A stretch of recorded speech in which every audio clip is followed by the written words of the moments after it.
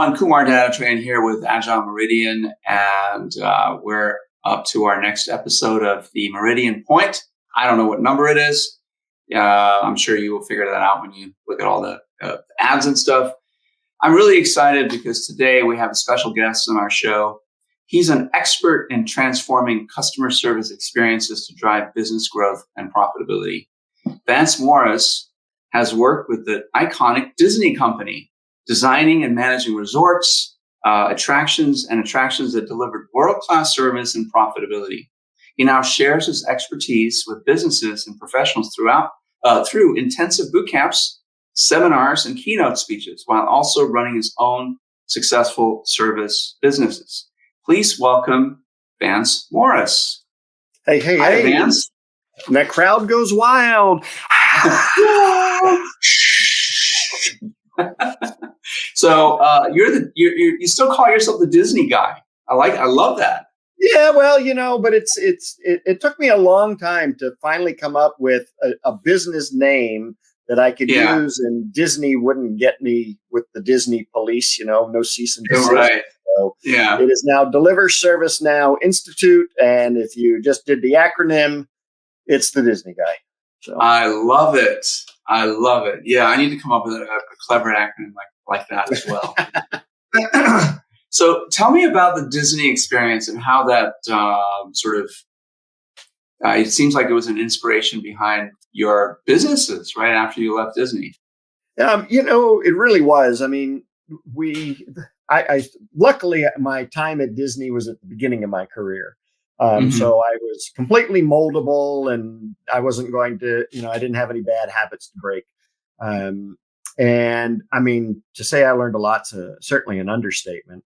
But the number one thing that I learned from Disney that surprises most people is that Disney runs on systems. Everybody knows Disney for Cinderella and fireworks and great guest service and all that. But behind all those things are really solid, detailed systems that make sure that the show runs consistently. So same show every day, every night, and doesn't falter. And I took that lesson, one, throughout my entire Disney career. And it wasn't actually something that they taught us. I just kind of picked up on it, which might be a good lesson for Disney. I don't know. Maybe they'll hire me back to be a consultant. There you go. Right? Who knows? Absolutely. So I, as I progressed through my career, I did leave Disney. People do leave. I spent 10 years there. And at the time, that was like a lifetime because I was 35 at the time when I left. So, I mean, there was a third of my life. And everywhere I went, I put these kinds of systems, these kinds of experience systems into place, whether it was a restaurant, a hotel, a retirement community. If you're dealing with people, it all fit. So I, after getting fired a couple of times because I make a lousy employee, I started my own business, which was a carpet cleaning business. And I have I still own it. We've expanded to Oriental rug washing, and I have a mold company now. And I have a general manager that I put in place to run all that stuff. And the only way I could do that was if I had systems in place that all he has to do is manage the systems, and everything's going to keep running and going. So that freed me up to get into the coaching and consulting world. And that's kind of how I got here. That's great. I mean, systems are important. When you go into I used to run restaurants in my early days of my career, and I always was taught, and I was moldable as well. I was in my 20s when I was running restaurants, and I was taught that everything that the customer experiences is because we do things in a certain way. And it didn't hit me, of course, at the time. But it was all systematized, right? So how when people came in, what the things that they did, getting ready for the shift, getting the kitchen ready, getting the food ready, getting, everything that we did was because, and the experience we provided was because we prepared and we planned and we did all the hard work to make sure that the experience with the customer was great, right? Yeah. And without that kind of preparation, I think businesses. I don't know about you, being in restaurants or at least helping restaurants. I'm not sure which.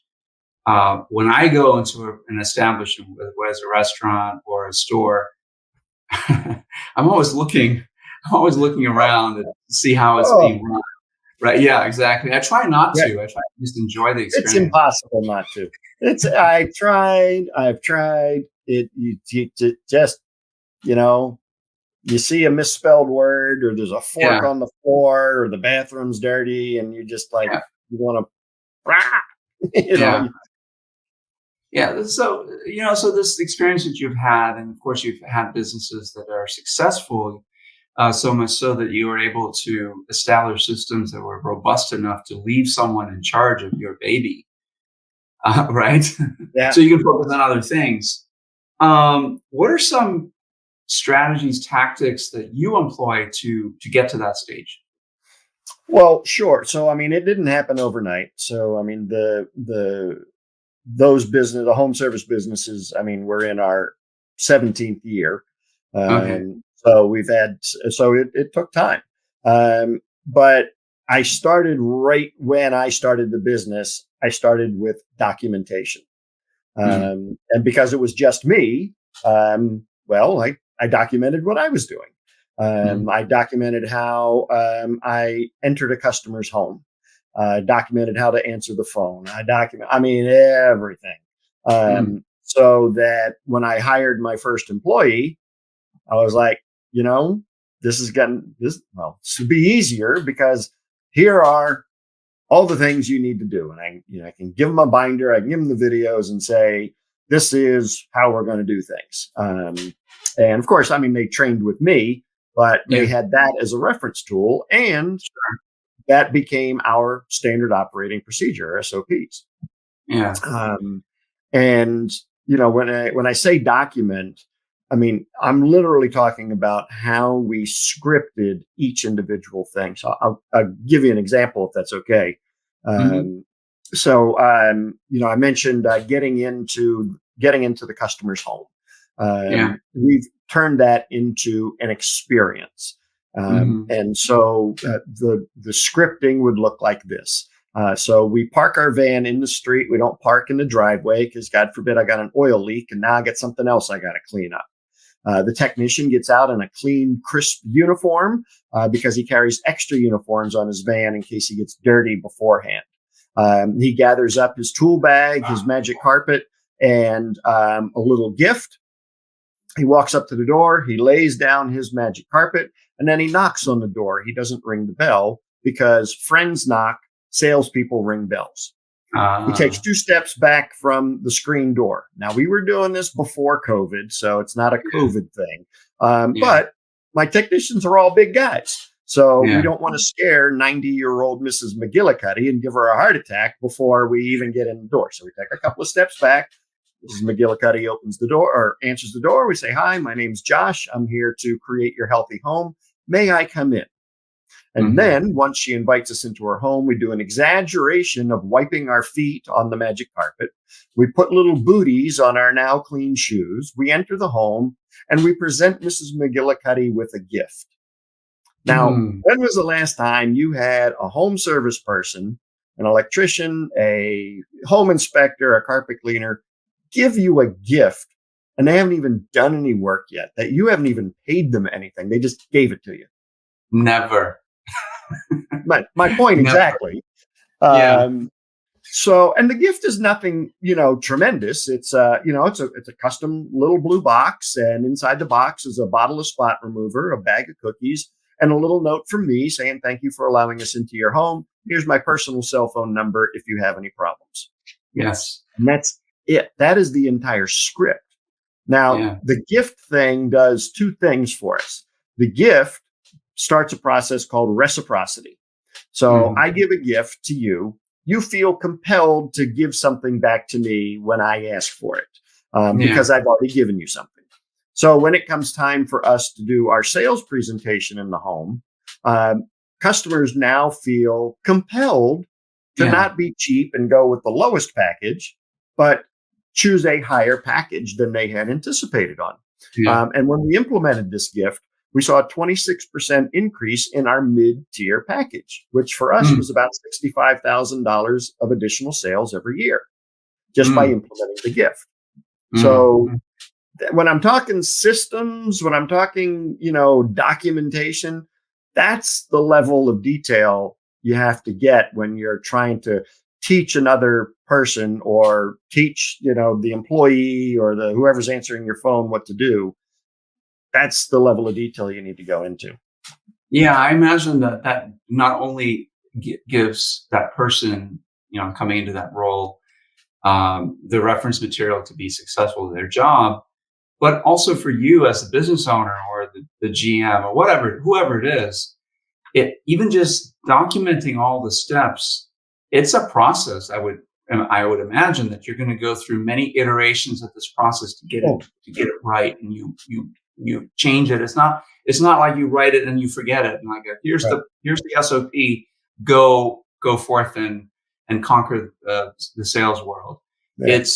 It's being revised all the time, right? It's a living document in a It way. is exactly. It's got iterations. We have process improvement meetings where we Hmm. will pick two or three procedures that we haven't looked at in a while, and we literally go around the table and say, "How do we make this better?"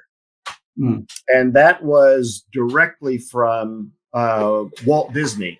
Hmm. He used the term plussing. So when he Uh, wanted to plus something, that means to make it better, make it more yeah. interesting, make it more fun.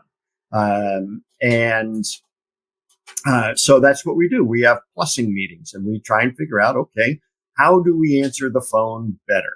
How Yeah. do we, maybe it's a technical thing. How do we get this spot out of a carpet or whatever? So Mm. yeah, we are constantly and you've got to be intentional about it. Yeah. And you do have to include your employees because Yeah. most of the time they have better ideas than you do because they do the job every day. They're the ones doing the work. Yeah, So, no doubt. it's all about empowering them and making sure that their voices are heard in those types of meetings. No, it's interesting. Most of my career prior to forming my latest venture, Profit Sensei, which is really focused on business coaching, I have been, still am, what you might call an agile coach. And I don't know if you're familiar with agile or lean techniques. If you're not, everything that you're talking about it's really just common sense techniques to retrospect parts of the business, parts of the process that can be made better, and being very intentional about that, doing it on cadence, iterating through a set of processes or documentation or whatever to make that better. And so what you're describing is very much what some companies have forgotten to do, and they hire people like me to come in and teach them these more common sense methods to Yeah. structure their work. Right. So it's interesting. Um, Vance, you've been described as one of the best resources for learning how to merge customer service with direct response marketing. Can you share with us how this approach can disrupt traditional business Sure. models?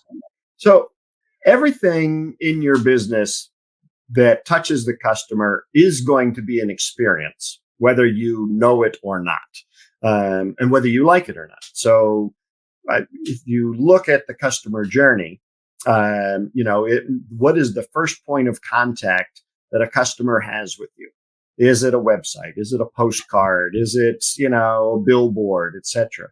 And what kind of experience are they having with that? Mm, So it has to be, I mean, even a postcard, it can't just be a plain Jane 4x8 or 5x8, whatever they are. Hi, I fix broken pipes. Call me. yeah. I'm exaggerating, but we've all gotten that postcard Yeah. that it's just, I'll come cut your lawn for $19 or whatever it is. Um, there's no experience there. And it's Hmm. certainly not what I consider direct response marketing. So Hmm. the for people that don't know what that is sending out um, marketing or advertisements that require a response from the prospect.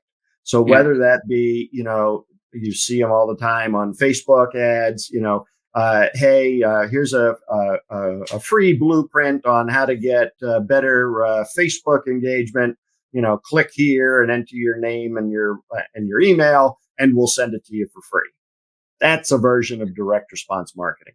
The Yeah. opposite of that is what I call Goodyear blimp marketing, which is all images. It's all, there's hardly any text if there is any.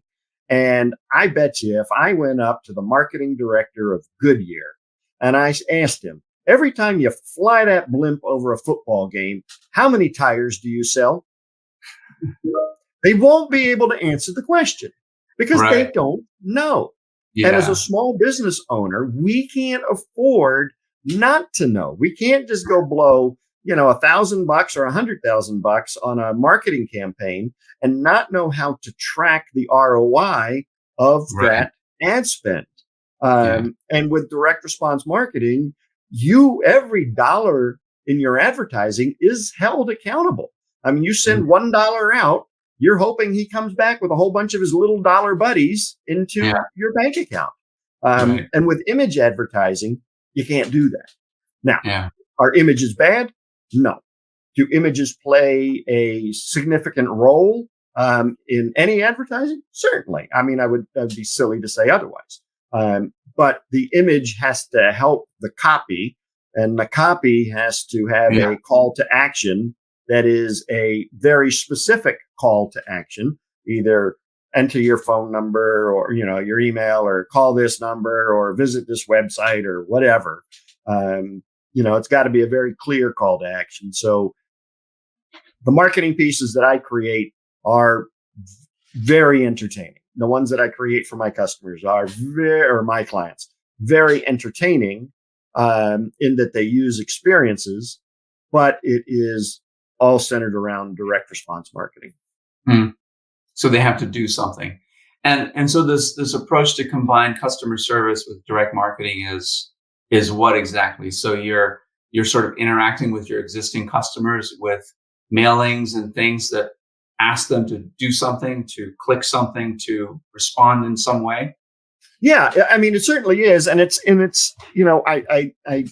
the word I don't use the word customer service a lot. I like to use the word experience Okay. because everybody has a different experience with whatever you're sending out. Yeah. And if you have a good experience, let's take a website for example. If you have a Yeah. bad experience with a website, there's a broken link, or the images are blurry, or it looked like a 3-year-old created the website. Those are all bad experiences. And so, you've got to have a good experience. So, you got to check the links, make sure they work. Does it look like it was professionally designed? Does it, portray what you want it to portray? And so that's really the experience of delivering direct response, if that makes sense. Yeah, it does. It does make sense. So really, I actually like that definition better rather than customer service because it describes it better. It's like, what is the experience? What is the experience you want? What do you want it to be? Right. And you're almost forcing yourself as a business owner, employees, whatever, to sit in that customer's shoes or stand in their shoes, sitting if it's a website, right, and force them to think about what is the experience that they are experiencing? How can we make it better? And then the direct response marketing. It could be a offer page. It could be whatever it is that they're looking at that prompts a response from them. That's cool. I like that. So I like the way you've phrased it as well. What would you say is the typical customer experience at the typical business, or I'd say the awareness of the customer experience in a typical business? It's horrible. Okay. Absolutely horrible. So I use a graphic, and these are real numbers. I think Forrester, I can't remember who I got the numbers from, but it was a survey, real scientific one. So not like me Yeah. just calling up my friends and asking. So if you think of of an inverted pyramid, Mhm. down at the bottom tip is 30% of companies have what we call deficient service. Like, I mean, it's just god awful. Like, Spirit Airlines or, like going to Walmart. I mean, it's just bad. And then there's another 30% that have what we would call ordinary or satisfactory experiences. These are ones that are not memorable. You go, you get your oil change, you leave, and you forgot it. You don't even know where you got it changed because it was so not memorable. That's 60% of all companies just in those two sections. So then we have, 10% that are delivering good. And then we have another, 12 or 13%. My math is off here, that's delivering great. But there's only at the tippy top of this pyramid, there are only 3% of companies that are actually delivering experiences. And so, where are most businesses? Unfortunately, they're in the bottom 75%. 75, 80% are. Yeah, it's ridiculous. Yeah, and, it really is. Well, and the thing is, though, is that the lower in the experience realm you go, the less of a competitive advantage you have in your marketplace, because again, you're not memorable or you're just, awful and nobody wants to actually do business with you. And you have no price elasticity. You have no way of charging higher prices because you're a commodity. And the marketplace determines commodity pricing. But when you get yourself up to the top and up to the tippy top of the pyramid where you're delivering experiences, now you have complete competitive advantage over everybody in your marketplace. And you have the flexibility to charge whatever prices you want to charge because you're delivering something that nobody else is because you're no longer a commodity. You're an experience. Yeah, I love it. A lot of companies do these net promoter score surveys, NPS surveys. And, I remember the last one was with, I don't remember. They said they actually, it was a call that I'd made to get something resolved. And the person on the other end of the call said, there's a survey that's going to come by your way and please give me a 10. Have you experienced that? I've had that. Yeah. That is the worst way to do something. Yeah. Most of them do this. I remember at a car dealer, took my car in for service, and the service rep gives me a card and he says, you are thanking me for the service. And then he says, you're going to get a call or an email, something, I forget what. And please make sure you give me a 10. And if there's anything I can do to, if you have any issues or anything, just call me first. But give me a 10. And I think that is the most disingenuous way to try to earn a high customer service rating or a high NPS rating. So for the audience, would you mind talking about the NPS score? And is that something that you use? And if not, why not?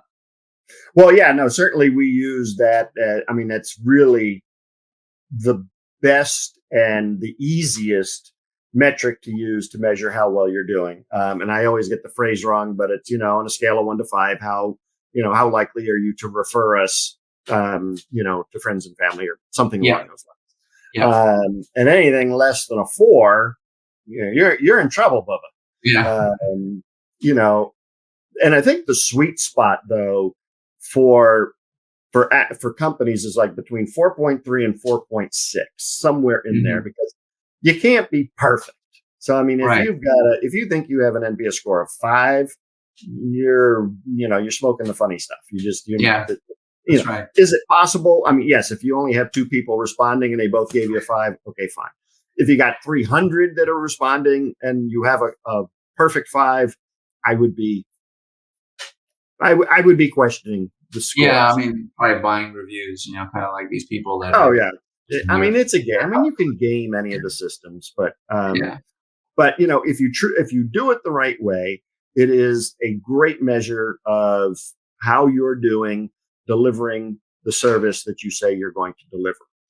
And the higher your score, the thing is the higher your ability to be referred, which means more business, which means you didn't pay for the ads. So you're That's more right. profitable because you're getting your businesses from referrals. Yeah, So yeah, I that's mean, right. I'm a huge proponent of it. Yeah, I think it's so important, and it's one of those metrics that you can track very easily. As long as, to your point, you don't game the system, right? You actually collect the data in a way that's anonymous, if you want to call it that. Legitimate. It's not the salesperson or the cash register person at the cash register requesting a perfect score. It's maybe not even mentioning it. It's just part of the experience that you get this card, you get this mailing, you get something to say, hey, let us know how we did. Did we wow you? And if not, what can we do better? Something Right. like that. And so that I think is super important, and it's a really important metric. So tell me about the Disney model, right? So how can companies, is it really about the customer experience only, and how can the Disney model be applied to a small business in a way that will still ensure that they're not spending tons of money on training people to be, smiley, happy people, and hurt profitability in the process? Well, I mean, it's certainly not all about just getting people to put on fake smiles and walk around all day with their cheeks hurting. It starts with the hiring process, certainly, and Disney and myself and others um, firmly believe that you hire people who have a heart for service. So they already bring, and so you have to make sure the questions in your interviews are bringing those things out. So I like to Mhm. say you hire for attitude and aptitude, but Right. aptitude comes second for me because I can't train somebody or teach somebody to be nice. I mean, it's Yeah. just, you got to bring that trait with you. Yeah. Um, and, I mean, I can train you to do anything. I train you to clean carpet. I can train you to carry a tray in a restaurant. I can cook steak, whatever. I can train you to do that. I can't train you to be nice. So you have to, in your interview process, be sure that you're finding out what this person is going to be like when they're dealing with customers. Yeah. Um, and that's a big part of what Disney uses Gallup as part of the Gallup organization to do their pre-employment testing. I Hmm. strongly recommend you do something along those lines. I mean, maybe not to that extent, but a small Hmm. business person. I mean, if you only got 3 employees and one of them's a jerk, that's that's a third of your business that's going down the tubes Yeah. because you got one employee that's not It doing it the right way. it just takes one. I mean, Oh yeah. think about the NPS scores for that one person and how many people they meet, and provide a poor customer experience, and how many people those customers talk about the bad service they got at the restaurant, the Right. drugstore, the whatever kind of business you run, and it has an effect of the impact of sort of drowning out the two great employees that you have real Yeah. fast. Well, I mean, bad news travels faster than good news. I mean, all Yeah. you got to do is watch your local news station, and all they lead off with is mayhem and fire and car accidents and all that stuff, because bad news sells. Good news very rarely travels. So you got to Right. work harder at it. Yeah. Um, and so you've got to be able to deliver consistently. And I think the other thing that separates Disney and a lot of the companies that I consult with is what they do to recover from a mistake in Yeah. service. And so Disney is a master at that. Mm. And so that's a lesson that we can all learn. And at the end of a service recovery, the customer should be at the point that they just got better service than if nothing had gone wrong to begin with. So, I mean, you Mm. may be delivering, Disney's humming along and they're delivering a 4.8, and then something goes wrong and it gets, a little out of kilter. And then they come in and they fix the problem, and now it's a 4.9 or a 5. Mm. So, by fixing it, they've actually delivered a better experience through the fixing of the problem. Yeah. And people will remember that. Oh Right. my God, we had, and Disney will take responsibility for problems that aren't even their own.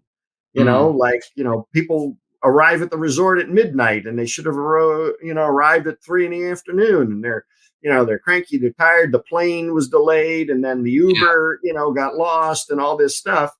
And the front desk person at a Disney resort can say, "Wow, it really sounds like you had a real crappy start to your." Well, they might not use the word crappy, but you've had a really bad start to your vacation. How about Yeah. I give you, 2 free tickets to this dinner show that's happening tomorrow night. I'd be more than happy to make reservations for you. That's amazing. Now, in the grand scheme of things, I mean, how much did that dinner show does that Yeah. cost Disney? I mean, No. $50 and food and Right. entertainment, maybe. Um, but and then how much is a Disney vacation? Hmm. It's about 5 grand. If you're going to Yeah. go there for 4 or 5 days with a family of four, um, that employee just guaranteed that that family is going to probably come back to Disney again and again and again for just that little $50 investment. Right. Lead off with is, mayhem and fire and car accidents and all that stuff, because bad news sells. Good news very rarely travels. So you got to Right. work harder at it. Yeah. Um, and so you've got to be able to deliver consistently. And I think the other thing that separates Disney and a lot of the companies that I consult with is what they do to recover from a mistake in Yeah. service. And so Disney is a master at that. Mm. And so that's a lesson that we can all learn. And at the end of a service recovery, the customer should be at the point that they just got better service than if nothing had gone wrong to begin with.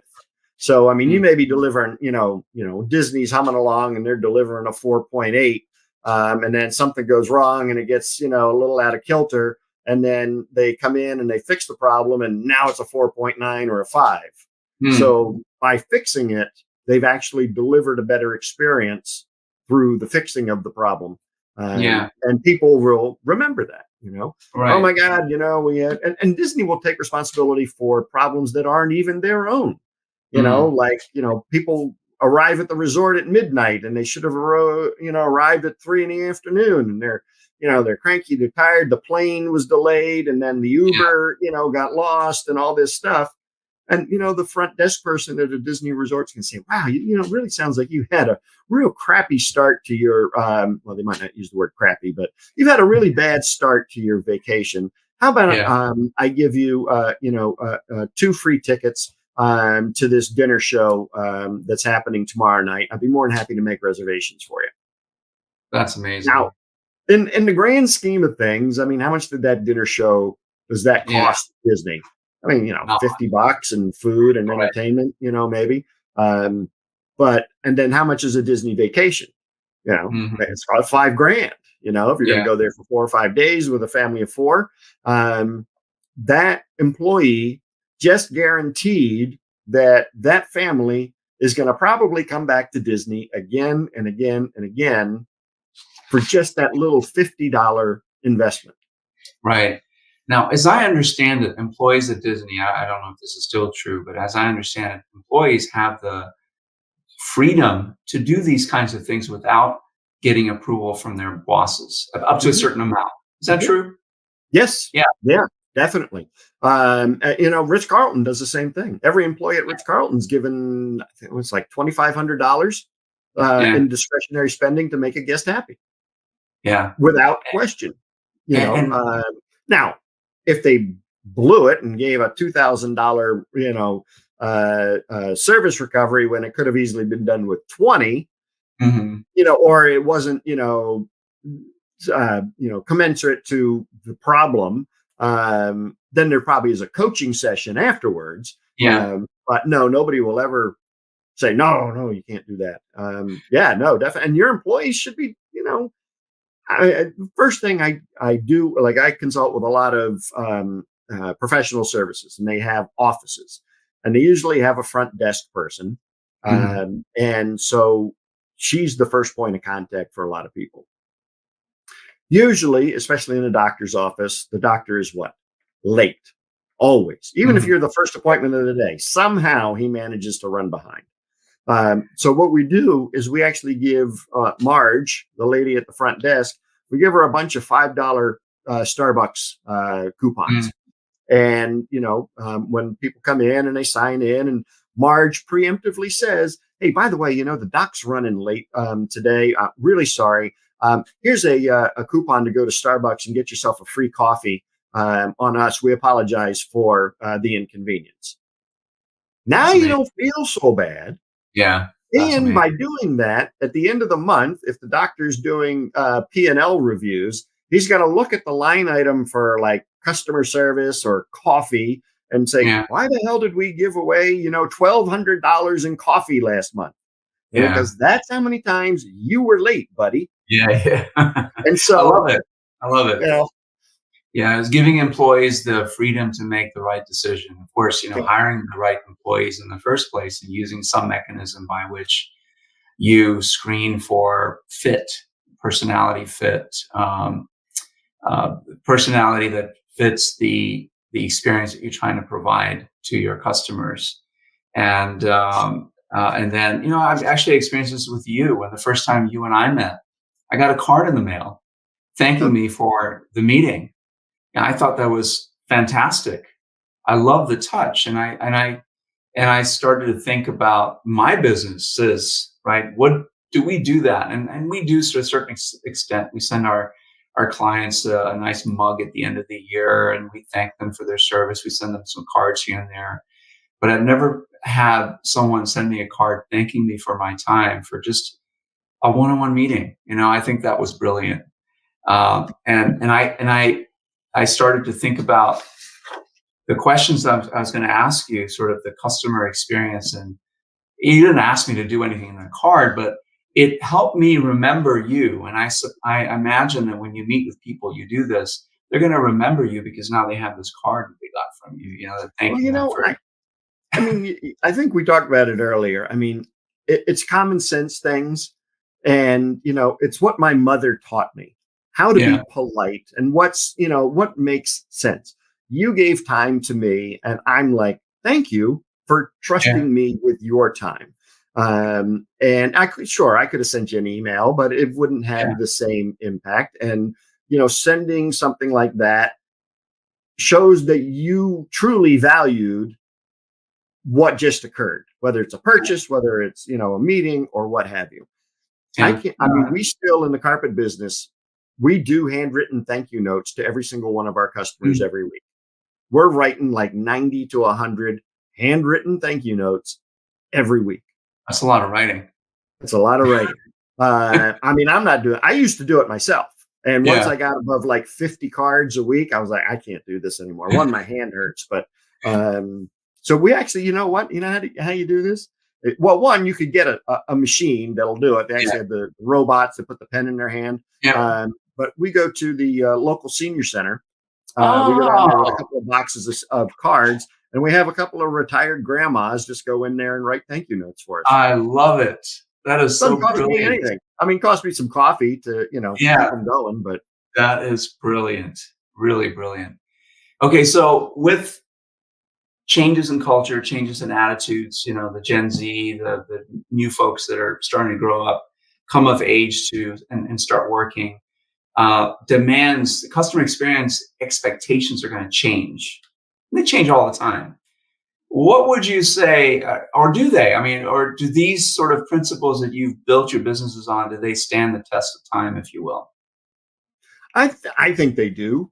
It's becoming more and more infrequent. And I can see a lot of businesses, and we see this right now in the fast food industry, especially in California with the $20 minimum wage thing. Yeah. Um, and I'm it's not political. This is just realities of business. Sure. But did they really think that the service at the restaurants was going to get better by doing it? Most of them, I mean, McDonald's have been doing it for a long time. They have a kiosk, the Yeah. screen you walk in, you don't even have to talk to anybody. You Yeah. just push the buttons on the screen, doink, doink, doink, and your Happy Meal pops out. And on the way you go, you never even talk to anybody. Yeah.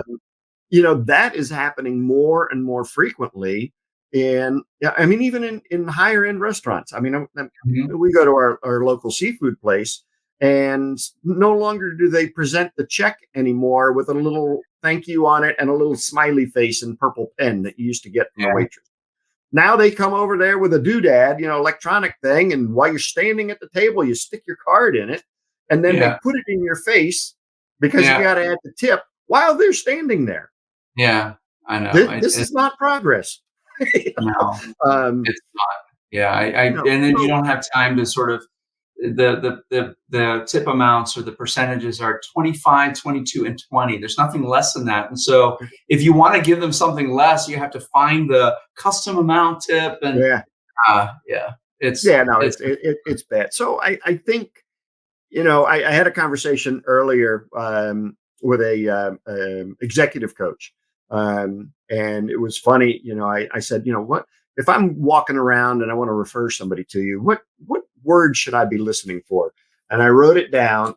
She goes, if the business owner is saying nobody wants to work anymore, and I mean that just hit me. I'm like, that's so true. I mean, there's just so many people that they just want to, they want to make money, but they don't want to work for it.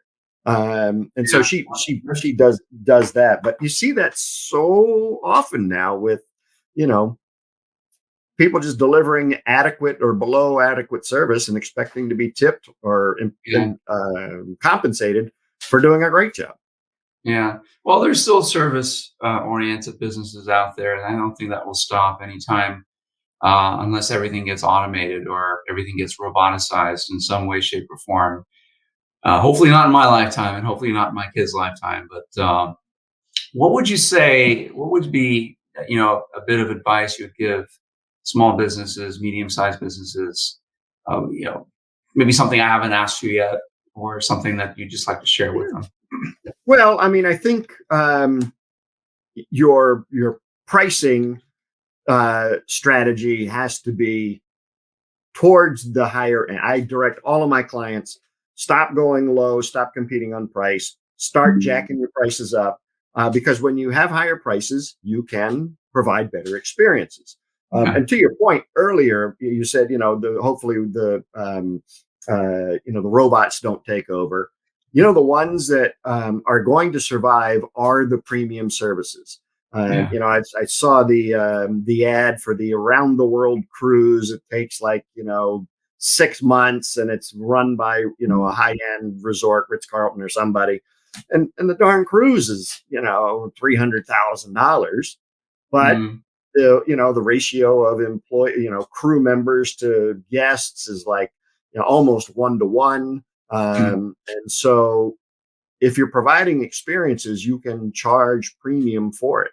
yeah. Going the other way, I mean, there is no competitive advantage to being second cheapest. Yeah.